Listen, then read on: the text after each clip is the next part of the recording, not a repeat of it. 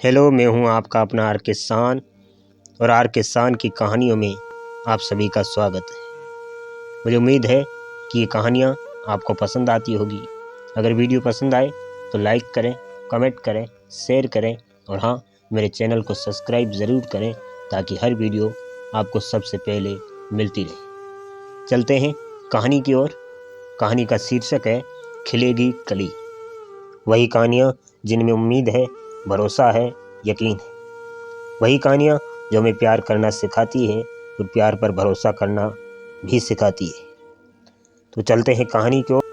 सुनाने जा रहा हूँ आपको दुनिया की बेहतरीन कहानी। कहानी का शीर्षक है खिलेगी कली। ममता मेरी क्लासमेट थी। हम दोनों ने बाल मनोविज्ञान पर फॉर्म सबमिट किया था। जिंदगी जैसे जैसे आगे बढ़ती गई, ये बात समझ में आने लगी थी कि मनोविज्ञान की किताबें पढ़ना लिखना जितना आसान है, उतना ही उसे व्यवहार में लाना मुश्किल।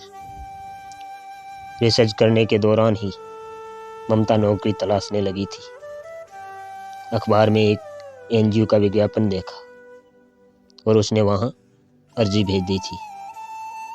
मनोविज्ञान में एमए होने की वजह से उसे वहाँ नौकरी मिल गई थी। एनजीओ दिव्यांग बच्चों के लिए काम करता था। यहाँ किसी बच्चे को सेरेब्रल पाल्सी थी तो कोई बच्चा मानसिक रूप से विकसित नहीं था। किसी को बोलने चलने में दिक्कत थी तो कोई ठीक से देख नहीं पा रहा था। इन सब का व्यवहार सामान्य बच्चों से अलग था। यही नहीं, ऐसे लाखों नौनिहाल समाज की मुख्य धारा से बाहर है।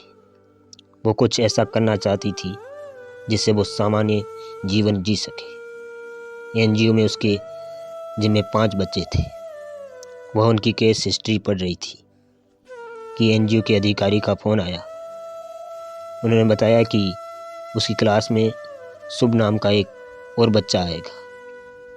बच्चा गर्मियों की छुट्टियों के बाद लौटा था। जो टीचर उसे पहले संभाल रही थी, उसने लंच में कहा, शुभ बहुत आक्रामक है, संभल कर रहना, उसे सिखाने की ज़्यादा उम्मीद मत करना। कितना समझाया मैंने, व्हीलचेयर के बिना चलता ही नहीं। ममता का एक ही सवाल था, यदि हम इन बच्चों से कुछ उम्मीद नहीं रख सकते, इन्हें सामान्य जीवन जीने में मदद नहीं कर सकते, तो ये किस लिए है? वो जानती थी स्पेशल बच्चों की परवरिश में कितनी चुनौतियों का सामना करना पड़ता है। छोटी छोटी बातें सिखाने के लिए बहुत धैर्य की ज़रूरत होती है। अगले दिन जब सुबह उसके कमरे में आया, वो व्हीलचेयर पर था। उसने पास जाकर हेलो कहा। ममता को बताया गया था कि जैसे ही उससे बात करेगी, वो चीखेगा, चिल्लाएगा और रोने लगेगा, लेकिन उसने ऐसा नहीं किया। ममता समझ गई थी कि उसे बोलने में परेशानी है। नहीं बोल पाने की वजह से वो चिड़चिड़ा हो जाता है। तब उसकी क्लास के और बच्चे आ गए थे। ममता ने फर्श से पेन ड्राइव निकाल कर टीवी में लगाया। स्क्रीन पर बच्चों की कविताएं आने लगी। हाथी, घोड़े, चिड़िया और मछली, शेर स्क्रीन पर डांस कर रहे थे। ममता साथ में गाने लगी। बच्चे तालियां बजाने लगे। गाना भी चाहते थे, लेकिन उनके होठ नहीं हिल रहे थे। लग रहा था आनंद ले रहे। दूसरे दिन उन्हें कहानियाँ सुनाई।